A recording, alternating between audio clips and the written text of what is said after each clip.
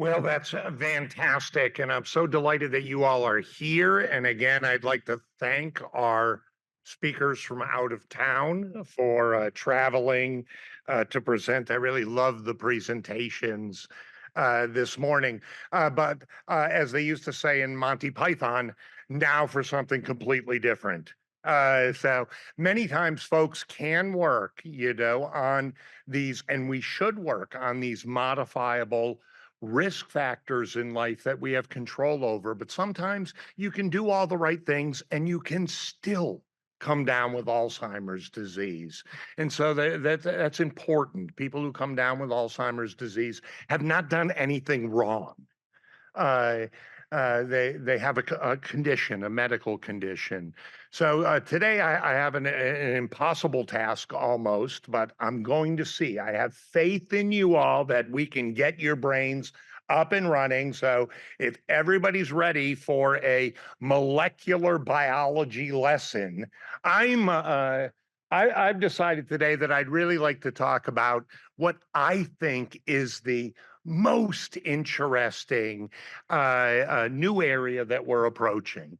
So we just heard about plaques and tangles, really, really important. So, our body, our brain is making these proteins. And if we make just the right amount, we're probably headed for healthy brain aging.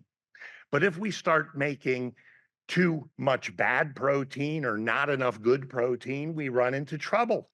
If sometimes we make too much, even of a good protein, we really run into trouble. So here's our golden girls on the bottom enjoying a nice glass of wine after a tough day.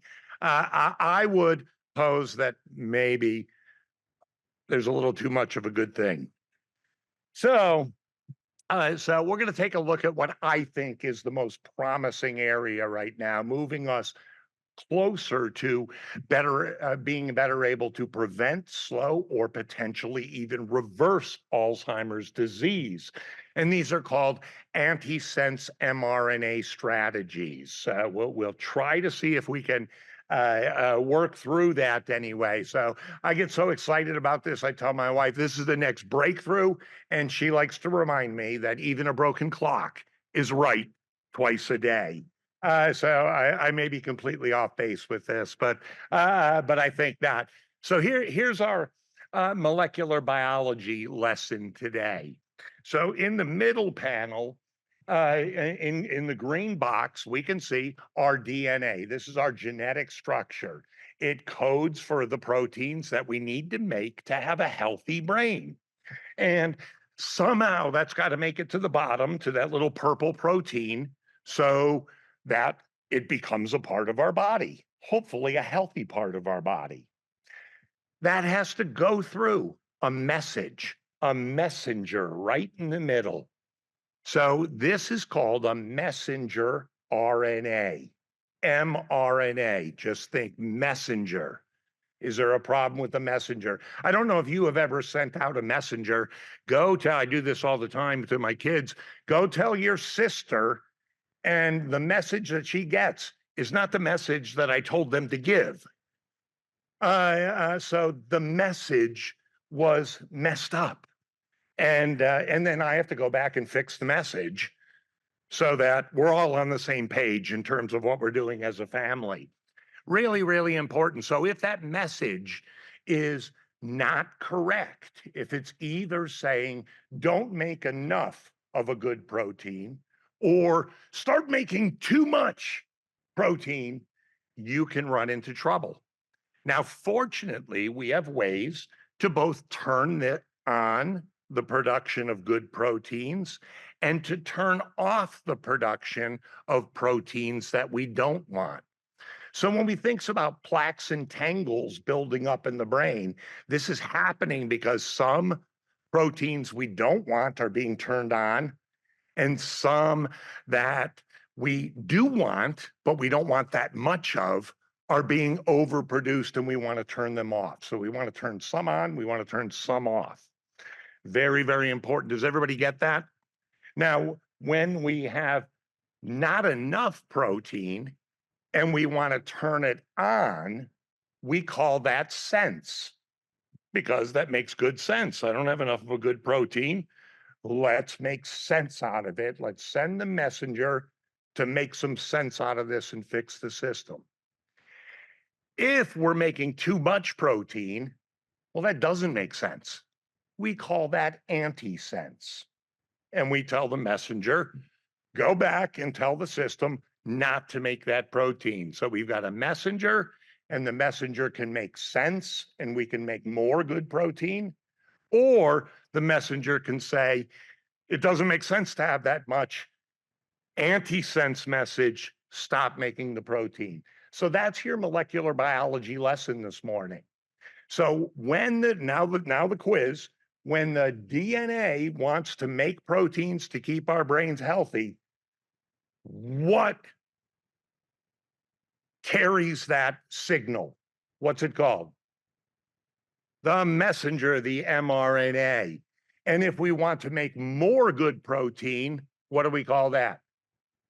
Sense. And if we want to stop making, because we're making too much or making bad proteins, what do we call that? Oh my God, you guys all deserve a PhD this morning. That is unbelievable. So now we're going to walk through this a little bit because mRNA therapies, messenger RNA therapies, are really a breakthrough. And before we move into what we're doing in the center, I'm going to briefly just comment. I know there's a lot of words here, less important than the overall theme. There's a devastating disease in children called SMA, spinal muscular atrophy. This can lead to the death of children. It causes what we call floppy babies. And in the most severe cases, they will pass away within 6 months of birth. Completely incurable previously, nothing we could do about it. We'd tell mom and dad, we're sorry, we're going to try to be supportive for your child, but they're going to pass away in the near future. Can you think of the devastation of that? Now, they're not making enough of a good protein. Instead, they're making bad protein. So people went back and decided, let's change that message. Let's change the message so that these children can live. And so medicines have been developed. They're now approved by the FDA. The first one was called nusinersen, 2016 approved. It could cure 71% of children. That was wonderful. So now we could say, your baby may have a fighting chance. With nusinersen, we can change that message. But more recently, there's a new therapy, Zolgensma, one-time dose, 100% effective. Now, if a baby is born with spinal muscular atrophy, we can tell the parents, we can get them this medicine, your baby will live. Can you imagine that? That's unbelievable. Now, as of yet, we can't do that for people with Alzheimer's disease. We cannot say. We can say, let's try to slow it down. Let's do these brain health things. Let's use some of our medicines. Maybe we can slow it down, but we can't stop it. Well, what about if we could? So let's take a walk down that lane. And so this is really the latest, greatest that's come out just over the last year or so. So this is data, and it's very complex, but the top black line is somebody who's a control. And this is a messenger that says, stop making tau. You're making too much of it, and it's turning into tangles and causing your Alzheimer's disease. So that message was changed. Now, if we're making too much of something, do we want to send it a sense message or an antisense message? Antisense, let's stop it. And that's exactly what we see in the colored lines at the bottom, giving people the correct message. They now do not produce the tau. And so we can take a look at what that does to the tangles in the brain. And so these are two patients, one on top of the other. And to the left, you see the baseline images. This is what we call a tau PET scan. It shows tau tangles in the brain of a patient with early Alzheimer's disease. That's what you see in red and yellow. And then they were followed for 6 months in the middle panel. the middle two pictures, and you can see their tangles getting worse. I hope you all can appreciate that. Then we sent them the antisense message. And 1 year later, their tangles are being removed from the brain. We're not just stopping the tangles from being built up. By fixing the message, the brain is healing itself. Is that amazing? I think that's amazing. So these are still in human clinical trials, but this is a wave of the future. I would like spinal muscular atrophy in children, to be able to tell somebody who comes down with Alzheimer's disease, it's okay. This is not going to take you down. That would be wonderful. So what's coming? Just this year, we'll be starting what's called the Tau platform study. There'll be an opportunity here for people who are normal in their memory and thinking or have mild Alzheimer's disease to actually potentially receive these therapies and remove those tangles and potentially slow or stop or reverse. We don't know the disease itself. Now, other conditions, it's not just Alzheimer's disease, but here at the University of Kentucky, Dr. Schmidt and his group has a focus on adult Down syndrome. In adult Down syndrome, they have 3 copies of chromosome 21. So they're sending out 3 messages as opposed to everybody else's 2 messages to make amyloid. Because they make too much amyloid, they universally all develop amyloid plaques and go on to Alzheimer's disease at a very early age. For many of our folks, sometimes in their late 20s or 30s, coming down with a disease like Alzheimer's disease. So they're making too much amyloid. So what do we want to do about that? We want to give them a what? An antisense, right? And shut down that amyloid production.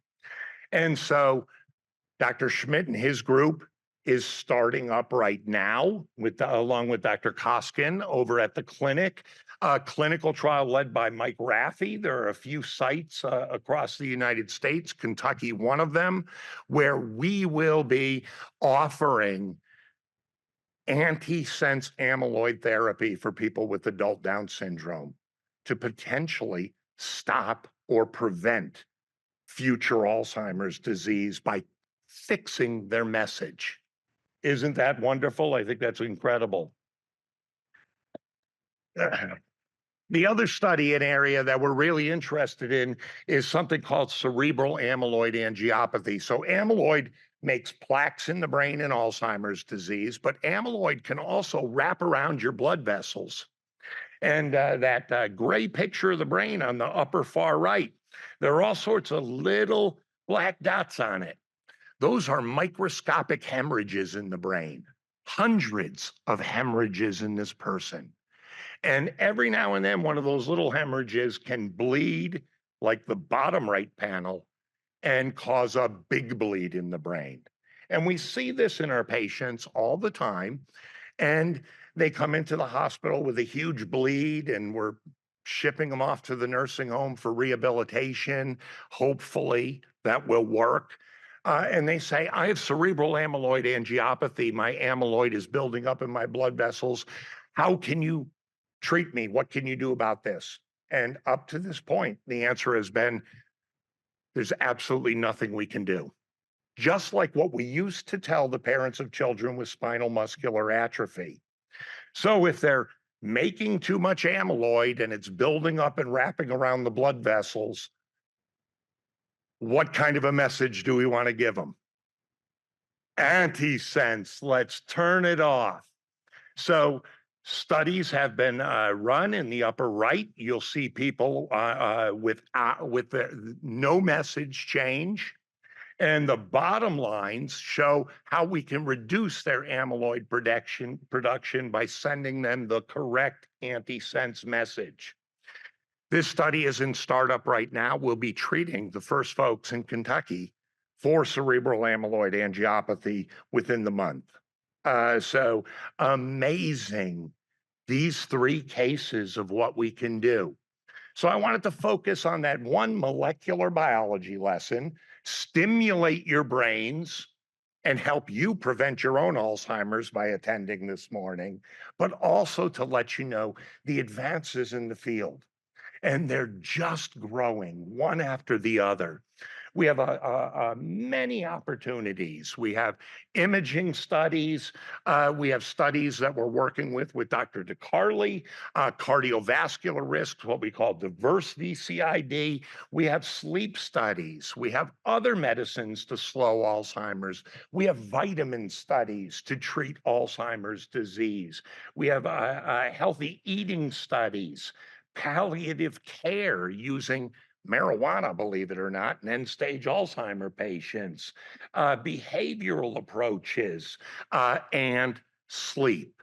So please, if you're interested in any of this, get involved. I know many of you are already involved, but the things that we're doing that are going to pave the day when we no longer have to have a Markesbery Symposium and talk about dementia is coming, and we'd like it to get here sooner rather than later. So I'll stop there. Thank you so much.